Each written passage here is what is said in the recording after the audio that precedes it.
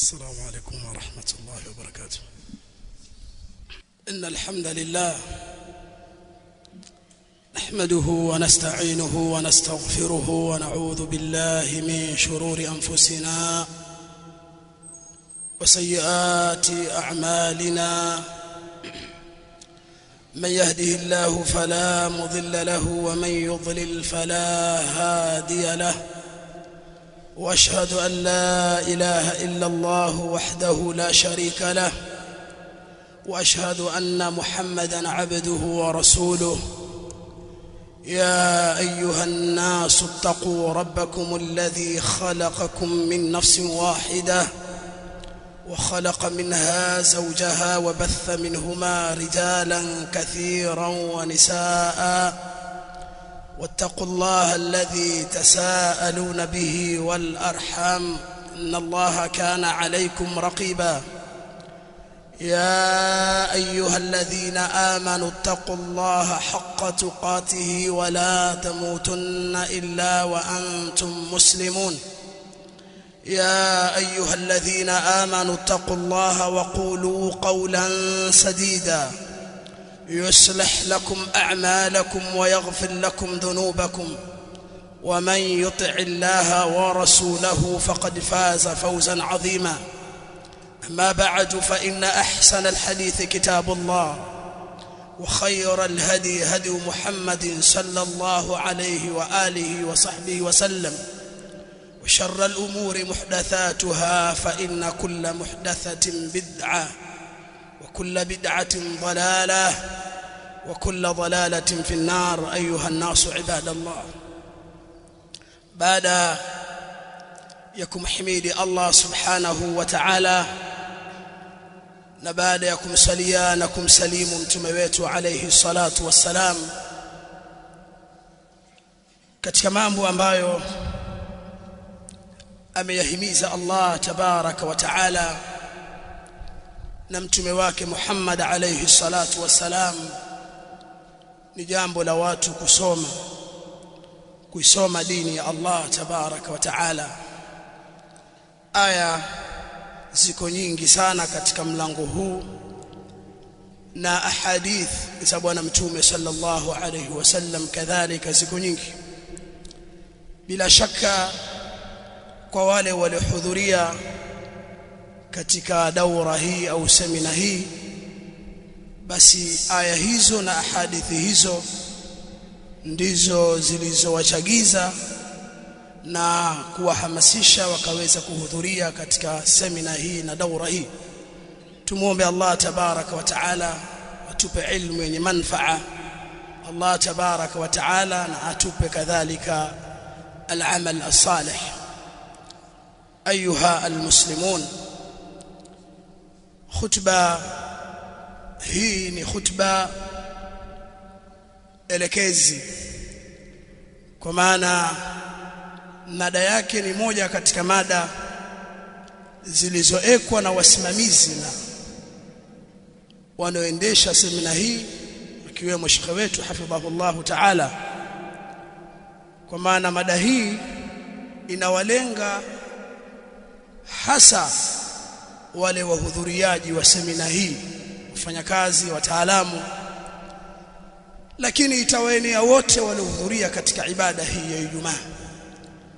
Na hutuba hii niliwahi kuizungumza katika mimbari hii. Kwa hiyo kwa sababu ya umuhimu wa mada hii kaonekana itolewe mada hii hususan katika mnasaba wa semina hii, nayo al-Islam dinun kamil. Kwa hakika mada hii ni mada pana sana, lakini tutatoa au tutazungumza misingi muhimu ambayo itamuonyesha kila Muislamu kwamba Uislamu ni dini kamili. Ukamilifu wa kitu chochote ni kutimia katika ajza, nyanja zake zote, nawahi zote za kitu hicho. Lakini ukamilifu wa kitu ni uzuri wa kile kitu. Uislamu bila shaka ni dini iliyokamilika. Hakuna jambo lolote atakalohitajia Muislamu mwanadamu katika maisha yake ya dunia na maisha yake ya akhera isipokuwa Uislamu jambo hilo umelielezea, imma kwa kutajwa kwa nas au kwa sababu zimetajwa kanuni muhimu za msingi. Chini ya kanuni hizo basi unaweza kuchakata mambo yote yanomhusu mwanadamu katika dini yake, dunia yake. Allah tabaraka wa taala ametaja katika Qur'ani ukamilifu wa dini hii. Kabla dhalika dini ziko nyingi sana. Lakum dinukum waliyadin. Mtume sallallahu alayhi wasallam aliwaambia makufar, nyinyi mna dini yenu na mimi nina dini yangu, au nyinyi mna dini zenu na mimi nina dini yangu. Qul ya ayyuhal kafirun la a'budu ma ta'budun. Ukiisoma hii sura utaona maana ya dini, yani maana ya dini yaelezewa na yale yaliyotajwa juu, kwa sababu wao wanaabudu wanavyoviabudu,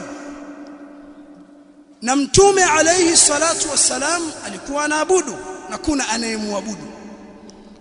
Kwa hiyo wale wana utaratibu wao wa ibada, wana utaratibu unaowaongoza katika maisha yao, kuanzia kuitakidi, kuabudu na matendo yao. Kuna mambo yanawabana kulingana na masharti yanayotokana na vile wanavyoviabudu. Sasa nyinyi mna dini yenu na mimi nina dini yangu, lakini inna ad-dina 'inda Allahi al-Islam. Hakika dini ya kweli mbele ya Allah tabaraka wa taala ni dini ya Uislamu. Wa man yabtaghi ghayra al-islam dinan falan yuqbala minhu wa huwa fil akhirati min al-khasirin. Tikitafuta akafuata usiokuwa Uislamu akaufanya ndio dini, ndio utaratibu wa kujikurubisha kwa anayemwabudu, akaufanya ndio utaratibu wa maisha yake unamuongoza, hawezi kukubaliwa mbele ya Allah tabaraka wa taala, na akhira huyu mtu atakuwa ni katika waliokula hasara. Allah tabaraka wa taala amemuumba mwanadamu na akamwekea mwongozo. Ala ya'lamu man khalaqa wa huwa al-latiful khabir. Allah ndiye ambaye anamjua kiumbe huyu, akamwekea utaratibu, akamwekea mfumo, na ndio huu Uislamu. Na ni lazima mfumo huu uwe kamili, kwa sababu mwanadamu atahitajia katika dunia yake, dini yake, kuna mambo atahitajia muhimu, ni lazima apate muongozo kamili. Na wale mitume watakaoteremka kumuongoza ni lazima wawe na mfumo, wawe na utaratibu, wawe na mafunzo yaliyokamilika. Huyu mwanadamu asihitajie kutoka kwa asiyokuwa Allah tabaraka wa taala. Allah tabaraka wa taala aliukamilisha huu Uislamu kama anavyosema Allah tabaraka wa taala, al-yawma akmaltu lakum dinakum wa atmamtu alaykum ni'mati wa raditu lakum al-islam dina. Hivi leo nimekamilisha dini yenu. Suratul Maida aya 3. Ukisoma aya hii mwanzoni vimetajwa vilivyoharamishwa: damu, maiti, nyama ya nguruwe, wanyama waliodondoka juu wakafa, waliopigana mapembe, waliopigwa gongo, walionyongwa. Haya yote Allah alipotaja akasema al-yawma ya'isa alladhina kafaru min dini. Utaratibu huu ulitajwa utaratibu wa vitu halali ambao vyafaa kula na kuna vitu haramu. Allah tabarak wa taala ndani ya aya hii akasema wamekata tamaa makafiri na dini yenu. Sababu dini haikuishia katika upande wa moyo na roho, katika upande wa ibada, mpaka katika mambo haya yanayohusu kula pia Uislamu haukubakisha, bali ulieleza al-yawma akmaltu lakum dinakum. Hivi leo ambao huu ulikuwa ni mwaka wa 10 Hijria, ilikuwa ni siku ya Arafa, ilikuwa ni siku ya Ijumaa kama leo jioni imeteremka aya hii. Baada ya kuteremka aya hii mtume aliishi siku 81 akaondoka katika ulimwengu. Hivi leo nimekamilisha, al-yawma akmaltu lakum dinakum wa atmamtu alaykum ni'mati wa raditu lakum al-islam dina. Kuna Myahudi mmoja alikuja kwa Umar akamwambia, Umar, nyinyi waislamu mna aya hii lau ingeliteremka kwetu sisi tungeifanya siku iliyoteremka aya hii ni siku ya Eid. Umar ibn al-Khattab radhiyallahu anhu akamuuliza aya gani? Akamtajia al-yawma akmaltu lakum dinakum, kuonyesha ni aya muhimu sana. Kila muislamu atakiwa aiweke mbele ya macho yake. Mpaka Myahudi, kwa kuwa hawa wanaongozwa na hawa, alitamani aya hii ingeliteremka kwao, wangeifanya siku iliyoteremka aya hii ni siku ya Eid. Umar akamwambia, aya hiyo mimi naijua, iliteremka wapi, wakati gani nafahamu, lakini hakuna mafunzo ya kuifanya siku hiyo kuwa ni Eid. Ibadallah, Uislamu ni dini iliyokamilika katika nyanja zote, na Mtume Muhammad alayhi salatu wasalam katika hadithi ya Khabbab ambao walikwenda wakamshtakia bwana Mtume sallallahu alayhi wasallam madhila wanaoyakuta, mitihani mbalimbali inaowakumba, bwana Mtume akawaliwaza, kuna wenzenu waliopita ilikuwa chukuliwa msumeno anapasuliwa pande mbili, wenzenu waliteswa kuliko nyinyi, lakini jambo hilo la kuteswa halikuwarudisha katika dini yao, wakaacha dini. Mtume sallallahu alayhi wasallam mwisho wa hadithi akasema, wallahi la yatimanna hadha al-amr hatta yasira ar-rakib min Sanaa ila Hadramaut la yakhafu illa Allah wadh-dhi'ba ala ghanamihi walakinakum tasta'jilun.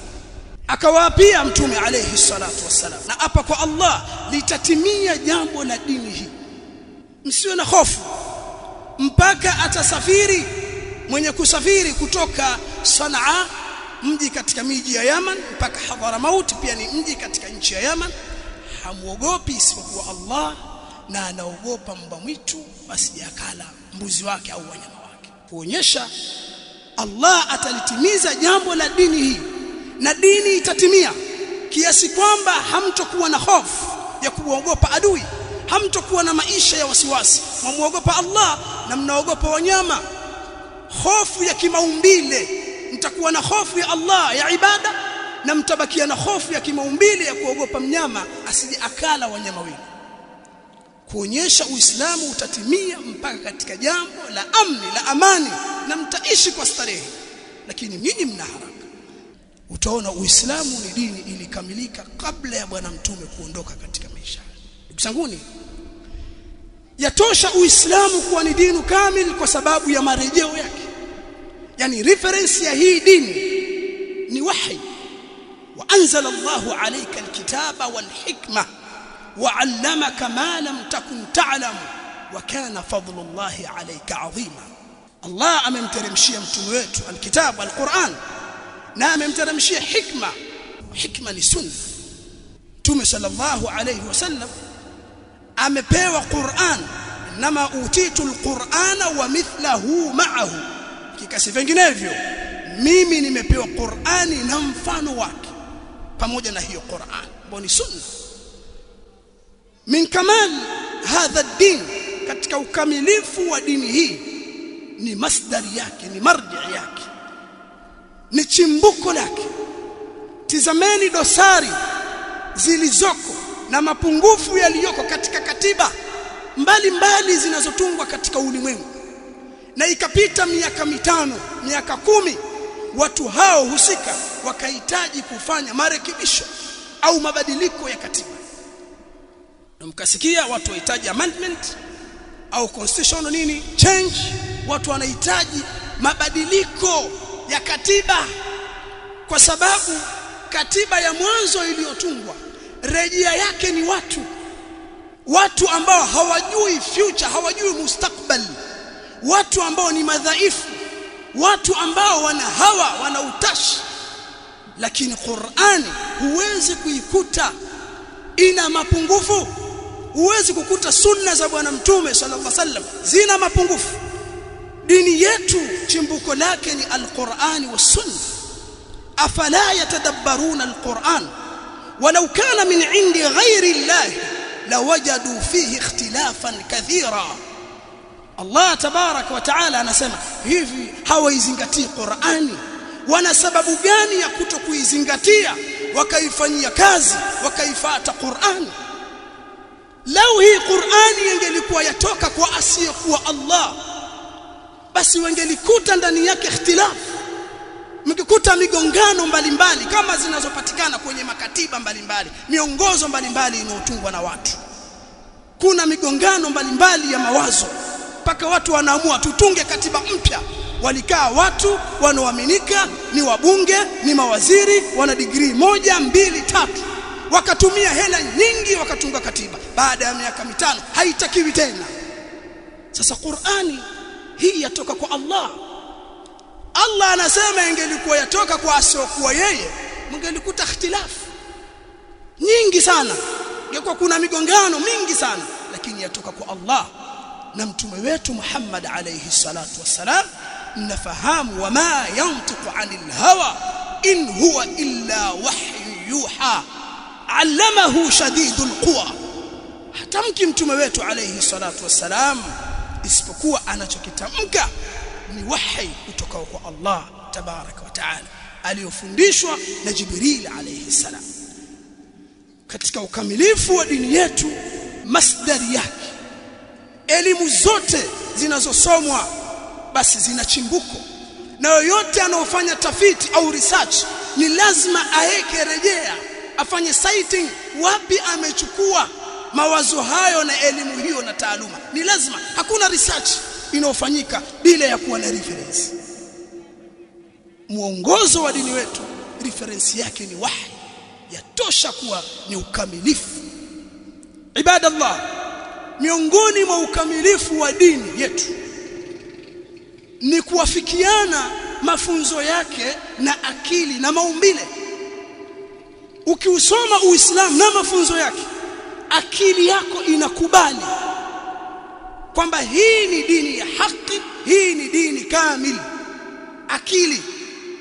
Lakini kadhalika umbile la mwanadamu, yale mafunzo yanaendana na umbile. Mfano, katika tauhid sisi twaitakidi Allah tabaraka wa taala pekee ndio muumba, ndio anaendesha ulimwengu. Allah ana sifa hizo hafanani na yoyote katika viumbe. Allah pekee anastahili kuabudiwa, aqidatu tauhid. Lakini hebu tizama aqida ya utatu katika Ukristo iliyoanzishwa na Wakatoliki. Si kwamba ni itikadi ipo kweli katika mafunzo ya Isa alayhi salam, imeanzishwa na Wakatoliki. Akida ambayo ni tata, akida tata ambayo imewatatiza, na baadhi ya makanisa yameipinga, kama kanisa la Jehova linapinga itikadi na mengineyo, na wamefikia kuuana kwa sababu wanaamini utatu lakini umoja, yani moja tatu. Kwa maana kwa wao huyo Mungu amegawanyika sehemu tatu lakini ni mmoja. Itikadi hii ina mazonge mingi sana, kiasi kwamba wengi wao wameacha Ukristo kwa sababu ya kuitazama hii, haieleweki. Ndio maana Allah akasema laqad kafara alladhina qalu inna Allaha thalithu thalatha. Mikufuru walozungumza itikadi ya utatu. Itikadi ya utatu hii wamekufuru walozungumza mambo haya. Ndugu zanguni, Uislamu waendana na akili na maumbile. Katika mifano ya kimaumbile ni jambo la ndoa, mfano mdogo na utoa wa kuoa. Kuna watu dini yao ni mke mmoja kwa maisha na kifo, yani kwa uhai, kwa uzima na umauti, mke mmoja. Yani maumbile yao yanakataa kabisa, yale maumbile yao yanakataa kabisa. Maumbile ya jinsia ya kiume yakataa kabisa kwamba mke mmoja atosha. Hiyo ndio kawaida. Yaweza tokea mapungufu kama vile mwanamke kuota ndevu, yaweza tokea hivi mapungufu, Sasa hazingatiwi huyo mwanamke anaota ndevu, hata kunyoa mwanamke anaota ndevu. Kunyoa yatakiwa anyoe na kubakia na hizo ndevu ni makuruhu, kawa na madevu mwanamke. Kwa sababu huyo amefanya shughuli. Tuzungumzia kawaida jinsia ya kiume, si wanyama, si mwanadamu. Kubakia na jinsia ya kike moja ni jambo gumu sana, ni jambo zito sana. Sasa kuna watu dini yao ati, na sio kweli, ni hii dini ya Paulo hii na watu walioiharibu kwamba kubakia na mke mmoja tu. Lakini ukiwatazama mtu ana vimada vingi sana. Mke akiumwa wafanyaje? Mke akisafiri kenda uguza mama wafanyaje? Mke mmoja tu. Haya ni mafunzo, hayaendani na maumbile. Tizama dini yetu, mafunzo yake yaendana na maumbile kabisa. Ukijitazama waona kabisa una mke wahitajia mwingine, na ukeo wa pili wahitajia mwingine. Ni ile dini tu kuna wakati imetufunga. Mwisho sisi wanne, umbile letu tuliloumbwa hatuko satisfied na mwanamke mmoja. Sasa kuna dini, haya ni mafunzo. Uislamu hauko hivyo. Uislamu ni dini, mafunzo yake yaendana na akili, yaendana na maumbile. Ndugu zanguni, kuna madhahiri mbalimbali tukiyatazama tunaona ukamilifu wa dini kuanzia itikadi. Kitazama itikadi yetu, itikadi ya tauhid ambayo nimetaja kwa ufupi, kuanzia misingi ya imani ambayo ni 6 na tafasili zake, utaona dini yetu ina udhuhi wa hali ya juu. Yule aniabudiwa, dini yetu ina udhuhi na ni dini kamili. Kuna watu wana degree 2-3 baniani, lakini anayempigia magoti na kuamini aweza kumsaidia mambo yake ni ng'ombe. Hebu fikiria, ni ng'ombe, kiasi kwamba dukani wamkuta mtu amesomea uhasibu, ni accountant, ni mtu mtaalamu, lakini Mungu wake kamweka pembeni kijing'ombe. Na akiendesha gari akikuta msafara wa ng'ombe wavuka barabara, atasimamisha gari mpaka miungu yake ivuke. Yuko bwana mmoja ni dereva wa marodi, anasema bwana, mimi bosi wangu ni baniani, haruhusu kabisa roli lake kubebewa ng'ombe. Kuna wakati anahadisia alipata taarifa lori bwana limebebwa ng'ombe wamebebwa katika lori yako.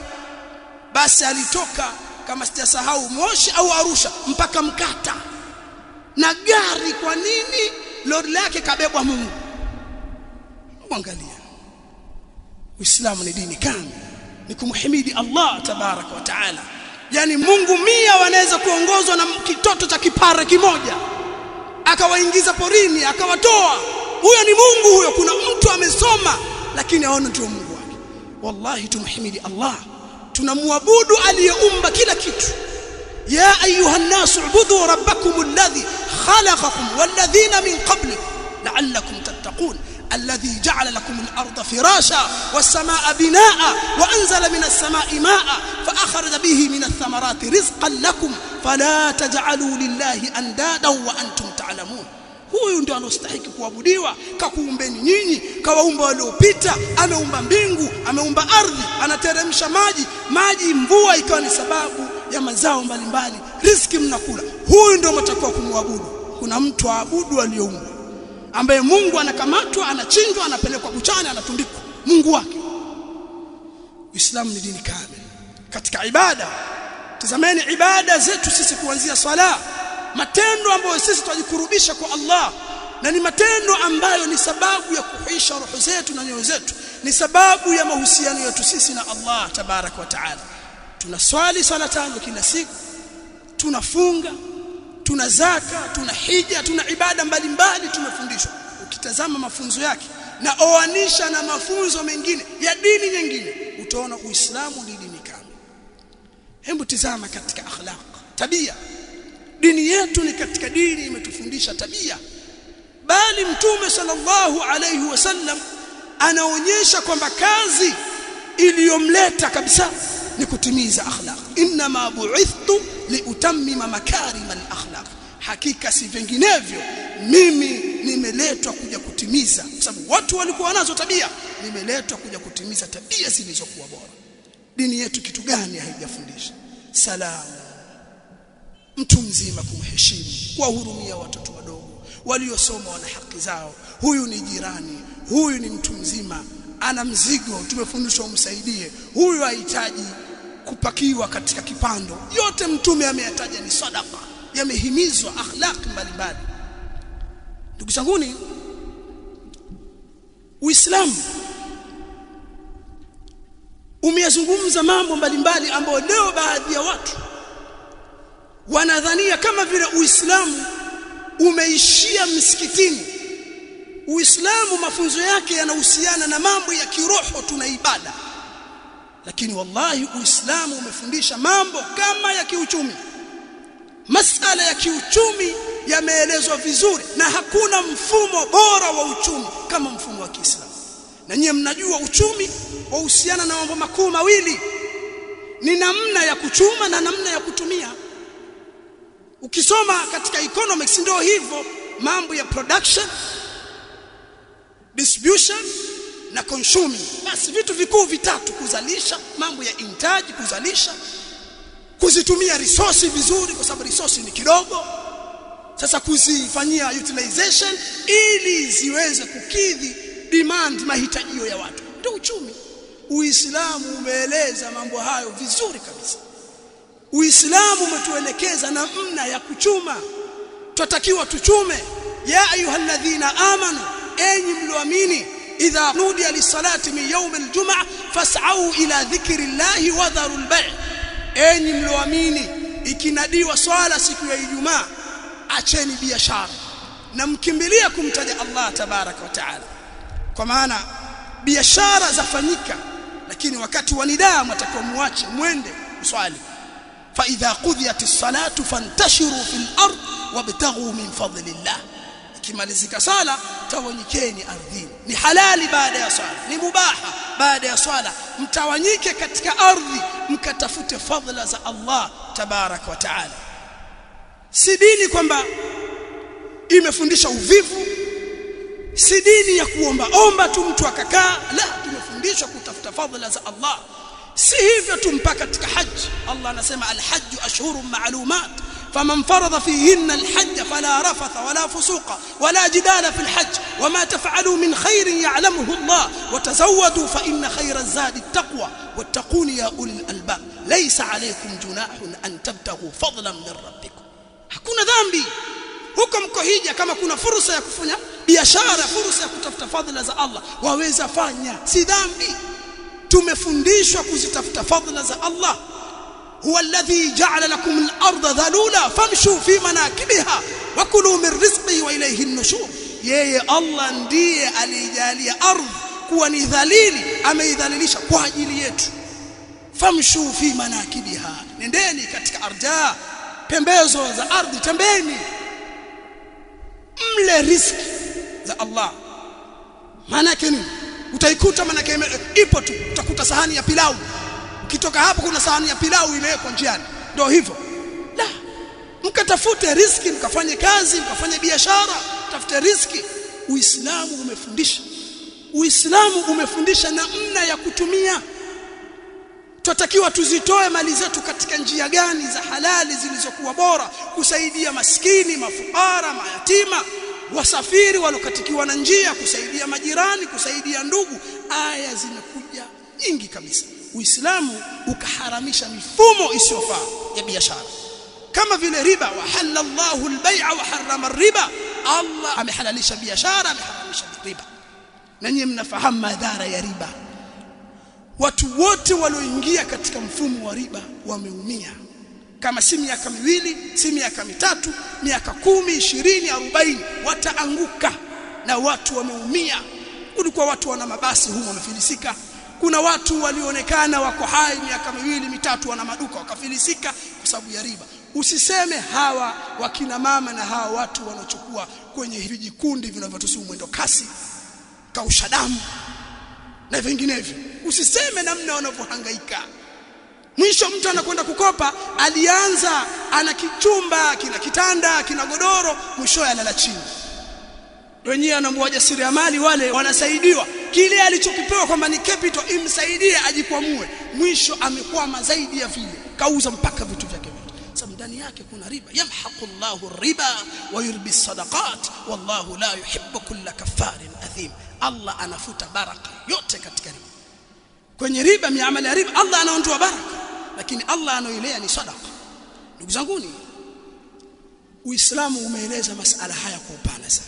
Mambo ya al-uqud, mikataba mbalimbali, masala ya sharika ambayo leo ni biashara ziko, huyu anaweka hisa, nakubaliana watu wangapi tunaanzisha biashara. Sharika ni mambo yametajwa, mambo ya mudharaba, huyu anatoa capital, yule anafanya kazi, baadaye mnagawana faida. Haya mambo yote yametajwa katika Uislamu, na mkitaka kuyaona hayo, sisi ni wajibu wetu kuisoma dini. Katika fiqh hii milango yote imetajwa. Fiqh ya Kiislamu ni fiqh imesheheni mahitajio tunayoyahitajia sisi wanadamu. Uislamu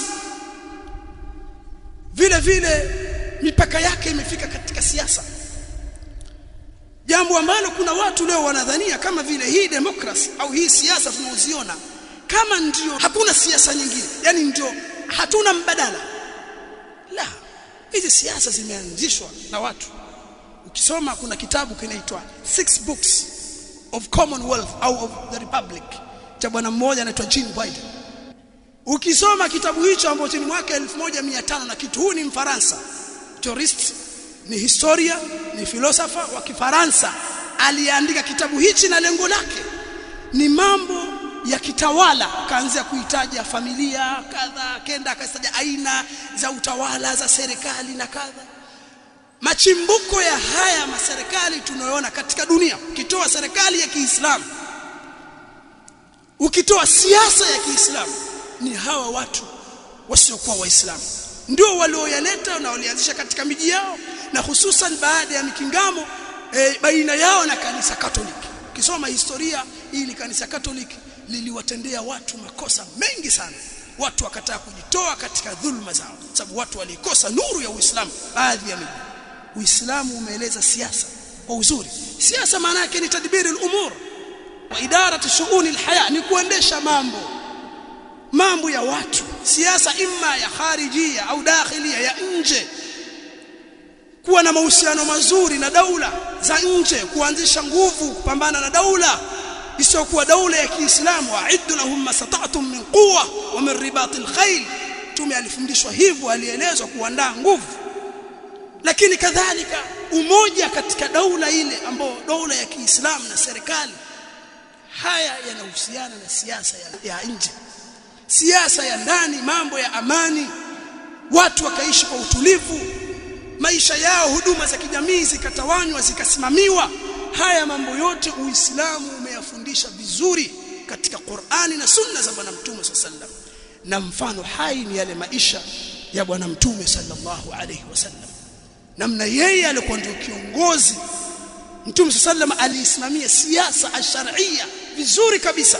Mnafahamu Mtume alikuwa na jeshi, watu walikuwa wanafanya biashara, watu wanasafiri wanarudi, watu wanaishi kwa amani. Atakayeharibu amani atakamatwa, ataadhibiwa.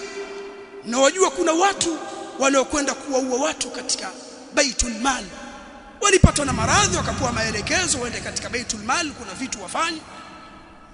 Shukurani yao mbaya, wakawaua wale. Mtume sallallahu alituma vijana wakazi, wakakamatwa. Nini alikifanya Bwana Mtume sallallahu? Sababu hii ni serikali yenye nguvu. Alitoboa macho yao kwa misumari tena, sababu wao walichukua mali katika Baitul Mali na wakawaua. Alitoboa macho yao, akawakata mikono na miguu kinyume, alafu akaweka katika mawe yenye joto kali au yenye moto kabisa, wakafa hapa. Ilikuwa ni serikali ina nguvu. Huwezi ukaja ukawachezea watu, ukawafanyia watu dhulma, ukachupa mipaka, ukaachiwa. Mtume sallallahu alikuwa na siasa nzuri, siasa ya uadilifu. Mtume alikuwa halindwi mpaka watu wanashangaa. Mtume alikuwa hana bawa. Najua yule mwanamke aliyokutwa kaburini, Mtume sallallahu alikuwa amefanya subra. Bwana Mtume, wewe nenda tu, wewe haijakupata alionipata mimi. Alipokwenda anasema yule mwanamke, nimemkuta Mtume hana walinzi. Kwa maana una underline, kwa nini alisema hivi? Ndio kiongozi wa umma, anaongoza watu wote, halindwi kwa sababu alifanya uadilifu. Watu walikuwa wanampenda Rasul alayhi sababu siasa yake ilikuwa ni siasa nzuri. Ndugu zanguni, sisi hatuna haja na siasa za demokrasia wala siasa nyingine tulotewa za ukomunisti, za rasilimali hizo, kapitali. Hatuna haja na siasa hizo. Uislamu unatosha. Uislamu umeeleza namna ya kupata kiongozi, masala ya siada. Kiongozi anapatikana vipi katika Uislamu? Si hizi fujo mnaziona. Mpaka mtu akiwa kwenye madaraka kuna watu wamekufa, zimepotea. Yani ile madaraka mpaka ya mtu akiyapata, zile hela zilizotumika kuyatafuta madaraka ni budget weza mji mzima ukaujenga.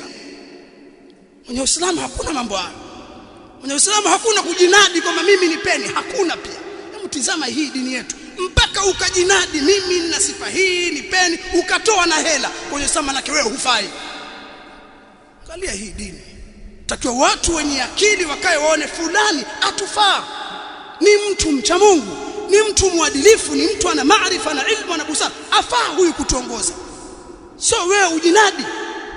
Walevi wanajinadi, wauza unga wanajinadi, wahuni wanajinadi. Si mnajua kuna watu wahuni kabisa, chawa pia wamepata uongozi. Huku katika viuno, huku kiongozi aongoza watu, huku awakilisha watu. Wako hao. Uislamu ukitazama mfumo wa kupata uongozi ni mfumo bora. Na nani atastahili kutawala, nani astahili kutawala? Uislamu umeeleza. Wallahi hii ni dini kamili. Nas'alullah lana wa lakum at-tawfiq wa salam. Alhamdulillah.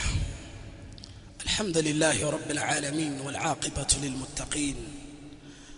والصلاة والسلام على المبعوث رحمة للعالمين نبينا محمد وعلى آله وصحبه أجمعين. أما بعد.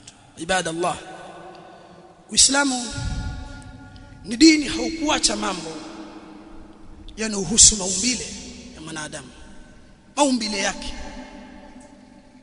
fitra yake. Mnafahamu ya kwa Bwana Mtume sallallahu alayhi wasallam anasema mambo matano ni katika fitra. Katika hayo kukata kucha, kunyoa nywele za sehemu za siri, nywele za kwapani, kupunguza masharubu, kuachia ndevu. Na wewe tizama, yani tizama mtu anonyoa ndevu akaachia masharubu, afanana na nani? Apendeza au atisha? Wewe tizama, alafu utaona hii dini ilikuwa kamili. Dini yani imekamilika kabisa.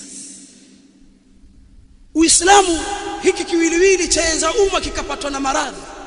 Uislamu ukatuonyesha kwamba maradhi, kila radhi lina dawa. Mtume sallallahu alayhi wasallam anasema ma anzala Allahu da'an, Allah hakuteremsha dawa illa anzala lahu shifa. Allah hakuteremsha dawa maradhi yoyote illa anzala lahu shifaan. Allah hakuna maradhi alomjaribu mtu akamteremshia isipokuwa ameteremsha Allah ponyo, dawa au shifa. Alimahu man alimahu wa jahilahu man jahila. Mtume anasema kuna waliojua dawa na kuna wasiojua dawa, kuna aliyefahamu dawa na kuna ambaye hakuifahamu dawa. Na utaona maneno haya yanaonyesha kwamba tunatakiwa tufanye utafiti. Udaktari ni jambo limehimizwa, kwa sababu kuifahamu dawa baada ya kufahamu maradhi, hii ni ilmu, lazima usome. Kwa hiyo Mtume anasema hakuna maradhi yoyote. Katika riwaya akataja isipokuwa yeye Mtume akasema ni maradhi al-haram, ule utu uzima, uzee ule hauna dawa. Kishazeeka bana, wewe ni mtu mzima. Wengine wanaitwa watu wazima ovyo, na kishazeeka lakini ataka ujana, hakuna dawa. Lakini yaliyobakia Mtume sallallahu alayhi wasallam anasema yana dawa, likulli da'in dawa. Mtume anasema katika riwaya nyingine amepokea Jabir, hadithi inda Muslim, kila maradhi yana dawa. Fa idha usiba dawa'u da'i bara'a bi idnillah. Likipatwa, ikiafikiwa dawa ya maradhi, mtu anapona kwa idhni ya Allah, bara'a bi idnillah. Ukisoma ahlul ilmu wanaeleza kuafikiana dawa na maradhi, hii ni elimu. Lazima watu wasome kwamba haya ni malaria. Malaria sababu yake ni nini? Hiki ni kipindupindu. Hii ni TB. Hii sababu yake ni nini? Hii sababu hii itatibiwa na dawa gani ili haya maradhi yaondoke? Hii ni elimu. Mtume sasa anasema ikisibu dawa, ikisibu maradhi. Sababu sio wewe dawa yako utakuwa unywe ciprofloxacin, mfano unakwenda kunywa paracetamol. Bana mimi naumwa leo wiki, umetumia dawa gani? Mimi nakula paracetamol. Ndio sasa Paracetamol si dawa ya kuondoa tena maumivu madogo tu. Nenda hospitali bwana ili upate daktari akupime, ajue maradhi, itazamwe maradhi haya, dawa yake ni hii. Kwa idhini ya Allah mtu apona. Hebu tizama mafunzo haya. Maana watu watakiwa wasome daktari, wajue maradhi na matibabu yake. Kuafiki dawa maradhi kuna dozi. Hii dozi utakayotumia kwa siku vidonge viwili au kichupa hichi unywe kwa siku nzima, baada ya siku 2 utumie hivi. Hii yote ni kutafuta kule kusiku dawa nini maradhi katika kiwango, kwa maana kiwango hicho ukizidisha waweza kufa. Si ndio kuna watu wamekwenda pale kwa hawa wauza dawa wa Kiswahili, mtu ana malaria akapewa dawa za uchungu, lakini huku ana sukari. Kwa dawa za uchungu anywa tukunywa vikombe 3 4, mwisho yakafa. Haikusibu dawa yale maradhi, akafa pia kwa idhini ya Allah tabaraka wa taala. Uislamu ndugu zanguni, madhahiri yake na mafunzo yake ni mengi, na ukiyatazama utaona ukamilifu wake. Kama nilivyosema, hutuba haitoshelezi, tunataja tu baadhi ya vitu, lakini kuna mambo tunaona ni ya msingi twazuzuliwa na watu wengi, hasa fikra za kimagharibi kama hadhara, thaqafa, utamaduni. Uislamu una utamaduni, na utamaduni wa Kiislamu umejengeka kuanzia katika roho, sio utamaduni wa kimagharibi. Naona vijana wameingia katika kuwaiga wa magharibi, mavazi na vinginevyo, kutembea, kunyoa, kutumia wakati ovyo, kucheza pool table, kukaa tu maskani. Hizi tamaduni ni tamaduni za wa magharibi. Uislamu hauna tamaduni hizi. Uislamu utamaduni yake na hadhara yake ni hadhara iliyokuwa juu sana, imekamilika. Ndugu zanguni, kuna jambo kama la mwanamke ambalo ni jambo lasemwa sana. Mwanamke, empowerment of women au women empowerment. Mwanamke anaweza, tusomeshwa, watu wanasomeshwa. Tizameni athari ya mwanamke kutoka katika nyumba. Nyinyi mnajua, nyinyi wataalamu mnajua maofisini. Tizameni athari mbaya ya mwanamke kutoka. Mwanamke huyu asili yake mafunzo ya Uislamu ni kubakia nyumbani, na mapambano ya nje ni mapambano ya wanaume. Mtume sallallahu alihukumu hivyo kwa Ali na Fatima, akamwambia Fatima, kazi za nje ni za Ali na kazi za ndani ni zako. Na Mtume akamuelekeza kuna mambo ayafanye kila usiku, kuna maneno yaseme yatamsaidia kuondoa uchovu wa kazi zile za ndani. Kwa hiyo watu wakazuzuliwa, mwanamke ameonewa, kuna tahrirul mar'a, kuna Uislamu ndio dini iliyomweka mwanamke katika nafasi bora kabisa, na mwanamke akawa anatumikiwa na wanaume. Yatosha kuwa mwanamke anatumikiwa na wanaume. Hivi mwanamke aliyosoma Uislamu akijua kwamba yeye anatumikiwa, yani kwa lugha nyingine sisi kama vile houseboy wao, yeye yuko nyumbani, wanaume tuhangaika, tualeta chakula, ahitaji mafuta, ahitaji lotion, analetewa, nyumba ya kupanga kadha, ima baba, ima kaka, ima baba mdogo, ima mume, ima mtoto wa kiume anasimamia ndugu zake au mama. Wanaume ndio wanahangaika. Wallahi lau ulimwengu wangeliyafahamu mafunzo haya, wanawake wakabakia manyumbani, sisi tukavamia maeneo ya kazi, sisi tukaanza tunachuma, tunawasimamia wanawake, tungeishi maisha bora sana. Na ukitaka kuyaona hayo, tizama mifano katika yale majumba yetu sisi na maisha yetu sisi, ambo kwa kiasi inawezekana sio 100% tuweza kuwasimamia wake zetu. Akakaa nyumbani ukamletea, akatoka kwa mipaka, nenda hapa hapa usende, hiki sina hiki ninacho. Tunaona yale maisha tunaoishi. Nyewe wengine ndio mnaoambiwa wanaume suruali, wanaume suruali, msotaka wanawake magolkipa. Yani kuna mwanaume anasema yeye hataki mwanamke goalkeeper wa kuletewa. Sasa kama ni lugha hiyo, basi kwambia asili ya mwanamke goalkeeper kwa lugha hiyo yako. Sasa kama utaka goalkeeper utapata beki kwa kupiga tackling za kuvunja miguu, na ndio mna mabeki maishi na mafuadi wanavamia kwa sababu mmekataa. Ndugu zanguni, Uislamu haukutuacha. Kuna mambo ya huria, uhuru, kwamba dini nyingine zinaonekana ni dini zina uhuru. Uislamu maisha yake magumu kubanwa. La, hakuna hurria almutlaqa katika Uislamu, hakuna uhuru ulioachiwa. Uislamu una uhuru lakini muqayyada sheria kabisa, na uhuru wa Kiislamu ndio uhuru uliokuwa bora. Uabudu sio uabudu tu, kule kuna freedom of worship, yote waweza kuabudu, la watakiwa uabudu huyu ambaye ni Allah pekee. Kuna uhuru kweli wa kujieleza lakini kwa mipaka, sio useme man kana yu'minu billahi wal yawmil akhir falyaqul khairan au liyasmut, zungumza khairi au nyamaza, sio useme tu kwa vile kuna freedom of expression waweza sema. No, Uislamu ni dini kamil ibadallah. Na nimesema mambo ni mengi, siwezi kuyamaliza, yako mengi sana, lakini yatosha haya kuashiria. Itakuwa tena sio khutba, mwisho itakuwa ni muhadhara. Tumuombe Allah tabarak wa taala atuwafikishe sote sisi kuisoma hii dini. Haya yote tunayoyaona na mengineyo ambayo hatukuyataja tutayajua sisi kwa kuisoma dini hii ya Uislamu, tena kuisoma kutoka kwa walimu sahihi. Kama hivi ambavyo haya tunayoyaona na yanayofanyika, hivi ndio atakiwa yawe maisha yetu, tusome dini kwa ujumla. Dini hii imejengwa juu ya masalih yote, kuyaleta na kuyakamilisha masalih, na dini hii imejengwa juu ya kuyaondoa mafasid yote. Dini hii imejengwa juu ya akhlaqi na mambo mema. Uislamu ni dini kamil, Uislamu ni dini shamil, kila kitu kama anavyosema Allah tabarak wa taala, wa nazzalna alayka alkitaba tibyanan likulli shay'in wa huda wa rahmatan wa bushra lilmuslimin. Muhammad wetu mkuteremshia kitabu tibyanan likulli shay'in. Qur'ani hii inabainisha kila kitu. Nafahamu wanafunzi pana kullu, na kullu imeadhifishwa katika nakira, na kullu ikiadhifishwa katika nakira katika kazi zake inachukua afradi zote ala wajhi shumuli wa tafsil, ala wajhi shumuli wa tafsil, kila kitu.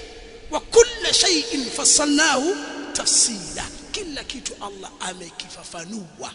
Ni sisi tutakiwa tusome alima man alima wa jahila man jahila. Rabbana atina fid dunya hasana wa fil akhirati hasana wa qina adhaban nar. Wa sallallahu ala nabiyyina Muhammad wa ala alihi